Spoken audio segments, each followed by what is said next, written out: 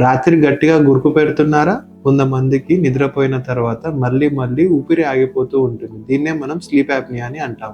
Hello అండి, నా పేరు డాక్టర్ ప్రశాంత్, ఎండి పల్మనాలజీ, మీ chest care specialist, RSU hospital, Warangal. నిద్రపోయిన తర్వాత గొంతులో గాలి వెళ్లే దారి మూసుకపోతుంది. అప్పుడు మెదడు శరీరాన్ని మళ్ళీ లేపి గాలి తీసుకునేలా చేస్తుంది. ఇలా ఒక రాత్రి ఒక 10 సార్లు లేకపోతే ఒక 100 సార్లు కూడా జరగవచ్చు. అందుకే పొద్దున్న లేచిన తర్వాత ఫ్రెష్గా ఫీల్ అవ్వలేము, వర్క్ పైన కాన్సన్ట్రేషన్ చేయలేము, నిద్ర మళ్ళీ వస్తుంది, ఇంకా హెడేక్ వస్తుంది.